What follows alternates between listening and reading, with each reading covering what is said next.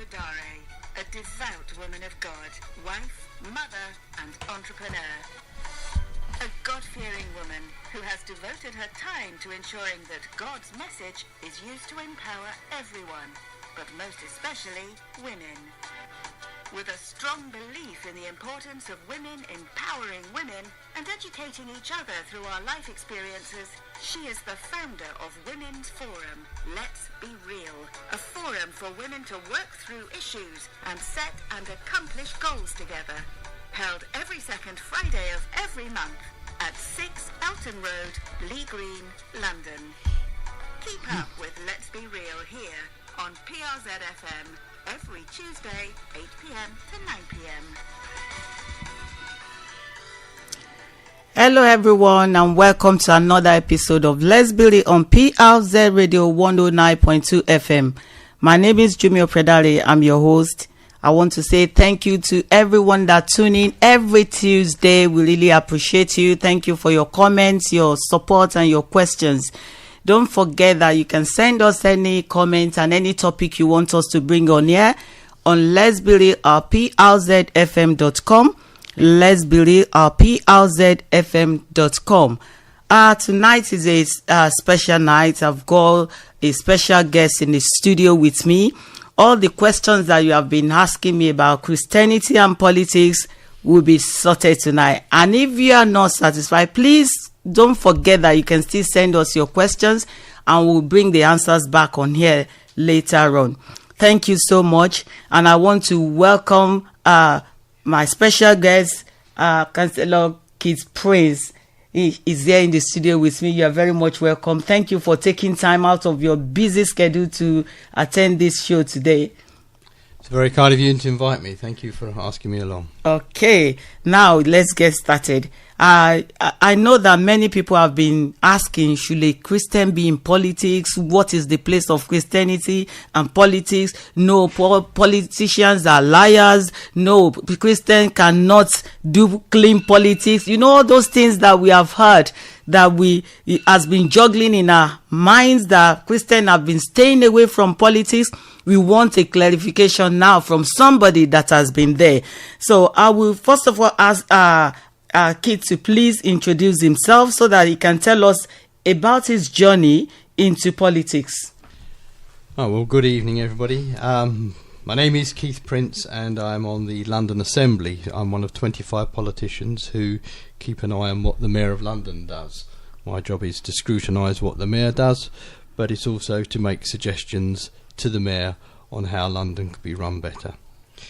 My journey into politics was quite weird, really. A school friend of mine, when I was about 18, which is a long time ago now, invited me along to a Young Conservative event. There used to be an organisation called the Young Conservatives, long gone now, and he invited me along and I became more interested in the Young Conservatives. First of all, it was more about a social side of it. We had events, we had discos and so on. But then I learnt more about what the Conservative Party stood for, and that is strong family values and having respect for each other, and that sort of attracted me. So I joined the Conservatives. I was then very active in the Young Conservatives, and I slowly worked through the ranks. And at a point in time, I was the treasurer of the Greater Young Conservatives.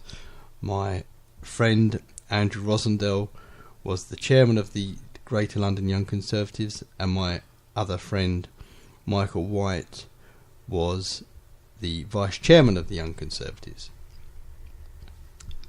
That was back in the 80s. Many years later, around about 2014, the situation arose where Andrew Rosendale had become the Member of Parliament for Romford.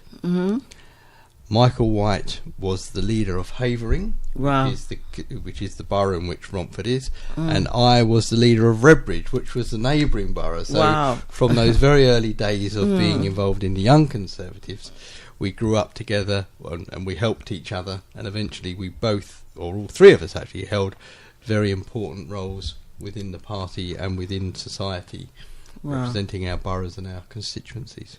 So it was a very interesting journey. My views have changed slightly over the time. In the early days, I was very enthusiastic and probably a little bit hard on my views, and over time I've mellowed a bit. But of course, during that period of time as well, I've found Christ, and it was my finding of Christ that has positioned me slightly different within the political sphere, but actually is a great asset and guide to me in anything that I'm doing and everything that I do. Fantastic. So you were in politics before you became a Christian? Indeed. Let me quickly ask this question. After you became a Christian, would you have still gone into politics if you were not there? I believe actually as a Christian it's even more important that we all engage in politics, because there are others who are very active in politics, and if we're not careful, we will become sidelined. It's very, very important that we have people in positions of power and influence to ensure that we continue to spread the word, that we continue to lead by example. If there aren't Christians running the country, running the boroughs, running the constituencies, then the people will have different role models and will possibly move away from Christ. So it's very important that we have people at the very top leading by example, and not just showing other Christians, but also demonstrating to the world that we have values which people should live by. And you can see it, can't you, today, how some of our values are being eroded, how we're having issues around crime and so on, because there aren't those mentors at the top setting that example. True. Okay, thank you so much, Kate. You know, what is the responsibility of the church in this social process? I think it's two aspects really. I think it's very important that the church reaches out. It needs to be, I believe it needs to be more hands-on. I feel that if you go to church, if you attend church, and you will hear the preacher or the pastor saying what we should be doing, but I think actually each and every church has a responsibility to lead. So we literally need to do things around, say, homelessness, around young people, around debt advice. Now, there are churches that do this. A very good example of this sort of thing is the Salvation Army. They're very active. They get very involved in their communities, and there's a double whammy on this, because not only are we doing what Christ has taught us to do, but by being seen in the community and being active within the community, we will also show others by our actions how we should be behaving, but that will also attract more people to the church. Often we have churches now in England especially where the congregations are falling, and they're wondering why people aren't attending those churches. Well, the reason is because people see no reason to be there, or they don't even see them. They're invisible. A church could be very well known by the people who attend it, but nobody knows what's happening outside of the church. Wow. Wow. So I just believe that some people are really listening to us now, that they're going to think about the changes that they're going to make in their community. You know, enough of this. We go to church, we know ourselves, we befriend ourselves, and we clap and sing and we pray and we go home. We come back, there's a stabbing beside the door of the church, there's another crime at the back of the church, and because it doesn't bother us, as long as we are holy, we are doing we are serving God. But we have to influence our community. This is what you are telling us, and we should be able to know that we should make changes to what we are doing in churches. That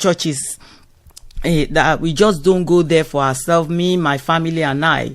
enough of that. That's what we are saying, that Christianity and politics go together to influence our community.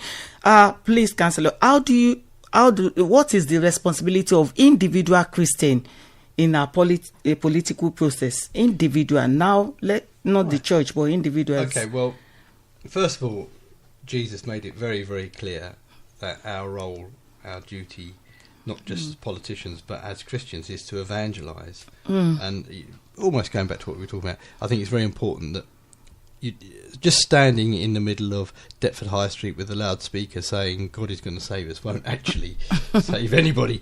But if people can see by your actions that you're doing God's work, that I think is very important. If I can just quote from Ephesians 4, saying, therefore each of you must put off falsehood and speak truthfully to your neighbour, for we are all members of one body. And that is where a Christian has a very important role to play in politics. The biggest criticism of politicians is that they promise the earth and deliver nothing. Well, Jesus also promised us many things, and we know that he delivers. And so I think it's important that as a politician, if someone asks you, can you do something? The other day, a chap phoned me up. He said, oh, Keith, you came round a week ago. TfL still haven't put up the bollards and still haven't painted the lines, and it's been a week. And I said to him, well, look, I'm not like other politicians. I don't lie to you. I won't promise you something I can't deliver. The fact is, this will not take days or weeks. It will take months to make this thing happen, because that's how it works. Process. Now, if you want me to say to you, oh, it'll be done by next week, that would be a lie. I'm not prepared to lie to you. So if you want to shout at me and have a go at me because I can't do it within a week, that's fine.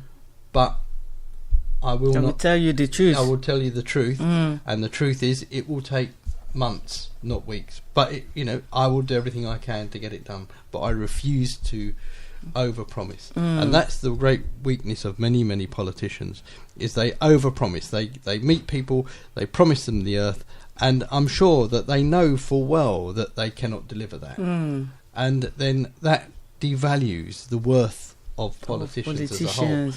And so I think it's important that there are Christians who actually say the truth and only promise what they can deliver. That does mean you may not win an election as a result of that, but believe you me, those false politicians will be found out and they will be removed from office. That's the truth. And even not just politicians, I think it's a good habit for us to start to behave in that way. Don't make promises to people. Yeah. Because by the time they find us out, we become something else. Exactly. And it will be very difficult for that label to be removed. Yeah. As Christians, people are watching us. And that particular passage that you quote is our watchword in Let's Be Real. That let's deal with each other with the truth. Don't tell me lies. Don't come and formulate stories because of what you want to get today, and tomorrow you are changing your story. It doesn't integrity. It doesn't show that that person has got integrity. So, and let me just give you another example, if I may. There's a church that I work with, and we're looking to buy or rent in some way a police station. There's a police station that's being closed, and the church want to use that for young people. So, because the Mayor's Office for Policing and Crime is within City Hall, that's where I work, and I know the Deputy Mayor for Policing and Crime very well, Sophie Linden, who's a very very nice person. And I phoned her up and I said to her, look, Sophie, before you sell this police station, please consider what options there are. And then she said to me, Keith, she said, what I don't understand, can I ask you a question? I said, yeah, of course, Sophie, anything like that. She said, Keith, I can't work out what your connection to this police station is. She said, you're the assembly member for Havering and Redbridge. And I said, yes.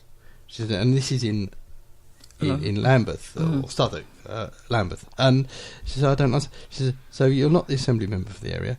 You're not on the policing committee. You don't have any interest in this area, and I can't understand. And your wife is involved in another area. She's the chair of the SMB, Safe and Neighbourhood Board, in another area. So, what's your connection? Why are you doing this? And I said, well, I'll be very honest with you, Sophie. This has got nothing to do with politics. It's got nothing to do with benefiting me. I am doing this purely for God, because these young people need somewhere, and this organisation has a very, very good record of preventing people going astray. So this is God's work, and I'm doing it for God. And what you find, lots of politicians do things because it benefits them, and because there's an angle for it. You know, if it was in my borough, I might be doing it because it'll get me a good name or get me some more votes. True. There is no benefit for me in doing this at all. True. But I'm doing it as a Christian. And you could hear the phone go silent as you're thinking, wow. Now that to me has sent a very clear message to the deputy mayor that, you know, the Christian important role to play. And she will think of me differently rather than just because we're on different sides. Also, I forgot to mention she's a Labour politician, I'm a Conservative. Wow. So she will be thinking, wow, actually, and hopefully that will encourage her to work with me, not because of the political benefit, but because of the greater benefit for the community. Wow. That's very encouraging. That's very encouraging that even though it's not around you, you are still helping anywhere they help and the work of God goes on, which is that's the spirit that we need to be having, especially we Christians. We need to be doing things, not just people will see us as a good person, but because we just have to do it as a service to God. Thank you so much for sharing that. That's very, very encouraging. Okay, now let's look at how can we, initially I introduced this topic like they said politicians, they are liars, Christians, they want to stay holy, Christianity and politics, some people believe that does not cross each other. They just believe that is impossible. So how do we stay distinct and yet be accommodating in all this increasing diverse society and the things that are going on? How do we stay distinct? This is like the one you've just said is a good example, but how do we encourage others? Well, I mean, you are correct. Politicians do have a very bad name, but as in anything that we do, we don't have to be. We may be in the world, but we don't have to be of the world. I think it's John 17 or thereabouts, and we.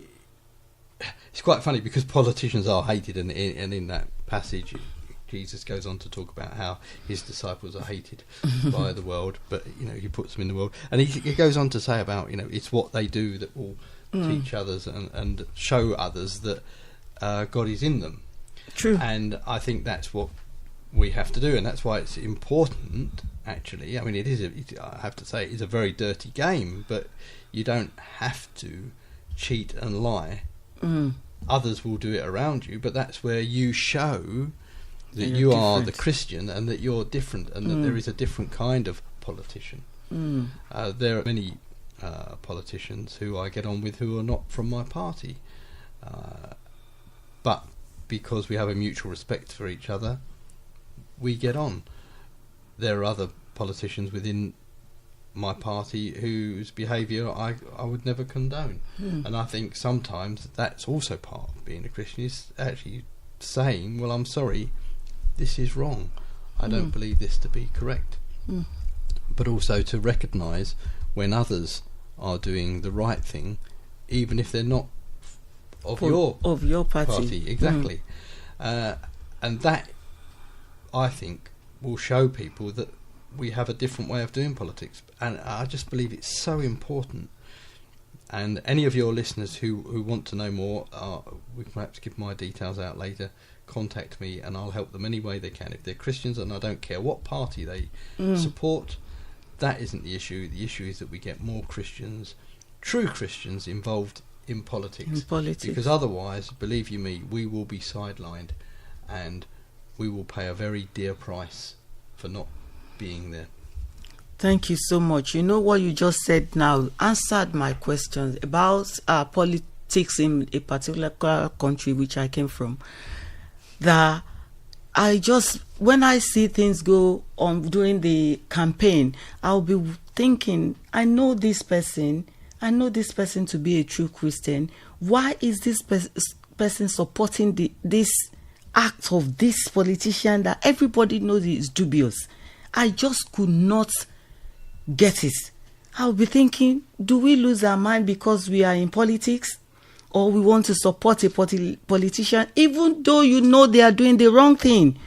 I could not figure it out, but I just want to thank God for your life, for saying it out loud here, that it's possible for you to support anybody in any party as long as you know they are doing the real job. And I want this message to go out there as well. I don't know where you are listening from, either Nigeria, America, Canada, United Kingdom, wherever in Ghana. Please, let's support the truth. The Bible says the truth shall prevail. Not just because this person is my friend in this party, and you know that the activities of this person does not glorify God, and you are campaigning for them, you are helping them, you are fighting for them, you are supporting them, and you are ignoring all the atrocity that they are committing. Please, let's stay clean and be distinctive in our beliefs, and everybody will know that this is what we stand for. Thank you so much for making people to understand that. Okay, now let's go back to our community, our environment here. You said anybody that wants to go into politics, you are ready to give your details and let them contact you and maybe guide them on what to do. What access is available to the public to reach the representatives or the governing bodies that we have around us? Well, I think in Britain we're very fortunate because all our politicians are, or certainly should be, quite easily accessible. If you want to find out your Member of Parliament, you just have to Google Member of Parliament, put in your postcode, and it'll tell you who your Member of Parliament is. It's that simple. If you want to find out who is your councillor, you just go onto the website for that particular council. So Redbridge, so go on to Redbridge Council, type in your councillor, it will show you all the councillors, and again it has somewhere where you can type in your postcode and it'll tell you who your councillor is. And all these people are just one email away. You can email Theresa May, you can email any of the government ministers, you can email your local councillor, you can email me. We're all just one email away, and those emails are very, very easy to find. Wow, that's fantastic. We are so fortunate in England. I don't know, maybe it's the same thing in your country, wherever you are, that you have access to your politicians who are supposed to represent you.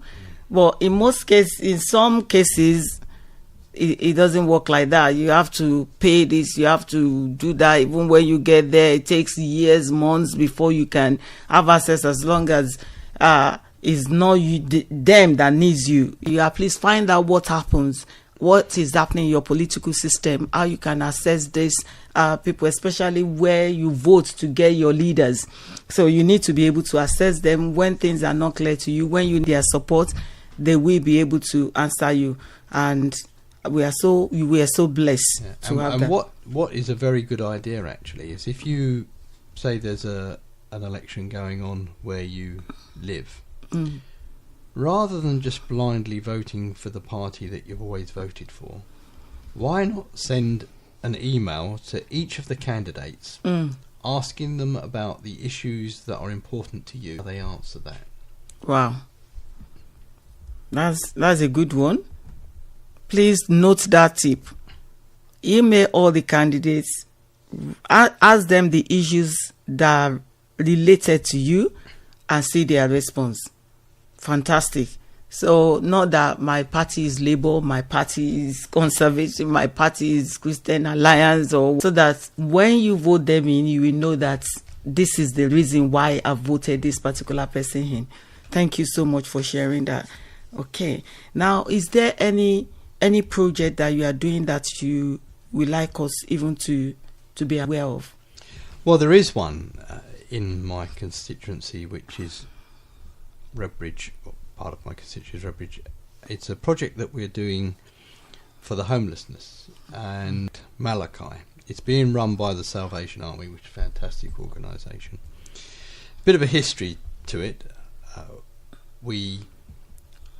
When I was the leader of Redbridge, John from the Salvation Army approached me about what we can do around homelessness and what he was doing, and he mentioned that he was running what they called the Cold Weather Centre, which is something we do from December through to March. And what they do is they put up around 28 people.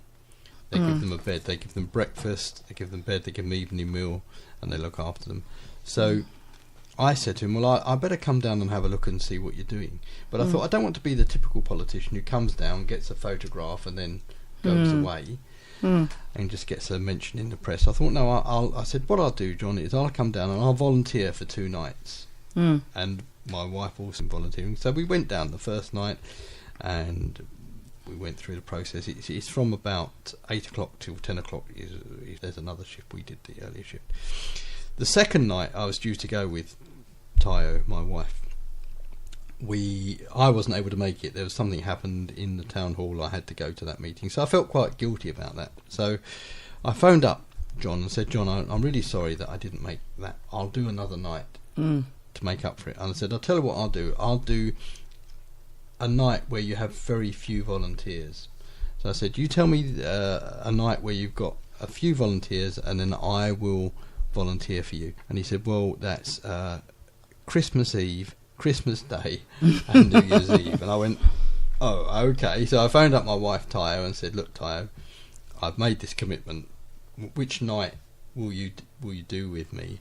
And she said, oh no, she said, what we'll do is we'll do all 3 nights, and that will be our Christmas gift to Jesus. Oh. And I thought, I can't argue with that, can I? Oh, so we did all 3. fantastic. As a result of that, we now volunteer every year. We run one of the evenings. Wow. We are the coordinators for one of the evenings every night for 3 months of the year. Wow.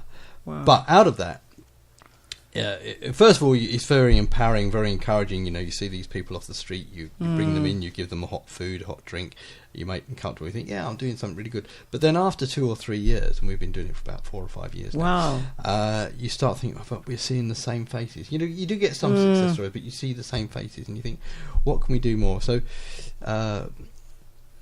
John was thinking about this, and out of the blue, this young lad, his name was Malachi, I think he was about 8 or 9, he sent a letter to John saying, oh, John, the tooth fairy gave me £5 last night because I lost a tooth. But I want to give this £5 to you to give somebody a home because I've heard of all the homelessness. Of course, we couldn't do that, but that encouraged John to look at other options. So what we're doing now is we are going to build a place for homelessness people. It's going to be made out of containers. It's a temporary accommodation. It's going to be made out of containers. It's going to house, I think, about 30 odd people. But most of those are going to be people who need overnight accommodation, which the council pay for. But the revenue from that we will use to house 12 to 14 homeless people who have no recourse to public funds. So and help them to stabilise their position, because the issue at the moment is that these people with no recourse to public funds, the council can't help them, the government can't help them. True. But what they really need is either we need to get to a situation where we help them to go home, or get to a situation where we help them to get status to stay within the country. But that's very difficult when they don't have a fixed abode, anywhere fixed to live. So this will give them accommodation for the period while we help them to sort out their issues, which I think is amazing. And that's called Project Malachi, and that's what we're working on. Wow, that's very, very encouraging. That's very good.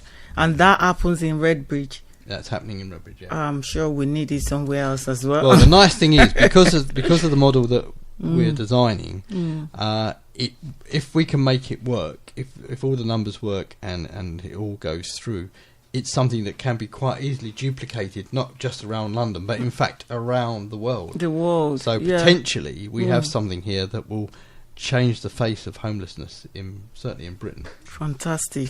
Well done. Well done. That's a good project, because those people will never forget this. They will never forget it. And they are the ones that miss out in the community. Nobody cares about them. Thank God for your life. Thank God for what you are doing. And I pray that our projects will be more successful in Jesus' name. Okay. And now, we want to talk about what is happening now in this Greater London, in this land. Is crime every day? In your own opinion, what could be done about this increasing violence in Greater London, and not just in London, everywhere? What can be done? Well, I think the core issue here is a loss of values. The fact that we seem to be, as a country, turning away from Christ. There are many people who are now turning away from Christ. And I believe that whilst there are things we should and could be doing in order to reduce the crime, fundamentally we need to look at the cause rather than the outcome. So I believe we need to, and this is where the church can play a really, really important role, we need to engage with young people. The bulk of knife crime, etc., is coming through young people, coming through, unfortunately, through in London anyway, through young black people. We need to put in place events and processes whereby we capture these young people early, and we show them and give them alternatives. A lot of it is about a sense of being of belonging. We know, because I used to work for MOPAC, which is the Mayor's Office of Police and Crime, which is the organisation that sets the strategy for the Metropolitan Police. That was before I do the job I do now. And we know that the young people start off on the edge of the gangs, and then they get this sense of wanting, belonging and so on, and they then get more and more involved in the gangs. Now, if we can cut that tie, if we can give them a sense of belonging, and of course, if we can build up their self-esteem, then they won't have this need to become part of something else. They will be confident in themselves. And there's a church in Waterloo, the Oasis Church. They actually run schools as well, and they have many pupils, but they are the only school in Lambeth that do not have children involved in gangs. Wow. Because of the way they teach, and of course they are a Christian-based church, and obviously a Christian-based academy, and it's those teachings, and it's the way they engage with the children, it's the way they encourage the children, and because of that, these children are not drawn towards crime. So it's a longer process, but that, I believe, is the long-term solution. It's about diverting young people and giving them values and standards to live up to, and most children will respond to that. That's the key. Where do they? Because I think some Christians as well are leaving it to the school. Some parents are leaving all these values to the school, and I think the family has a big role to play in this. Don't you think so? Well, my wife some months ago used she's African, named Temitayo, so obviously comes from Nigeria, and she used a phrase at an event some time ago, and I've now heard this phrase many times. I think many people have used it, and her phrase, and she was absolutely right, that she says in Africa they say it takes a village to raise a child. True. And I believe that's absolutely right. And you're correct. There are parents who abdicate their responsibilities. They say, "Oh well, the school should be doing that, or the government should be doing that, or the police." No, actually, discipline and values and standards start at home, and that's again where it's important that the church make that very clear to everybody who attends the church. But as political Christian, I also make that point whenever I'm speaking, that we have to have values and standards, and everybody has a responsibility to instill those values within their children. Thank you so much. And I think this it also goes with the church, that how can we be a ministering community on moral and political issues as well? Well, again, I think we need to minister outside our walls as Christians and as a church, because really, a church is not a building. A church, in the original definition, is a body of people. True. And so we need to minister. In fact, I'll tell you, it is in Lee Green. It's Pastor Richard. His church, they do a stall outside in the high road, and they just offer people coffee. But what a great way of engaging with people. Now, you don't see many churches doing that. But you're not standing there preaching at people. You're not there telling people that they're going to die if they don't find it. You're just saying, "Would you like a cup of coffee?" Yeah. Oh, right. And then you start chatting with people, and it's like the soft approach. I'm also saying we need to do things more involving than that around homelessness and so on. But that's a great way of just showing people that we care about them and what we stand for. And I just think more churches should do that, what I call soft outreach.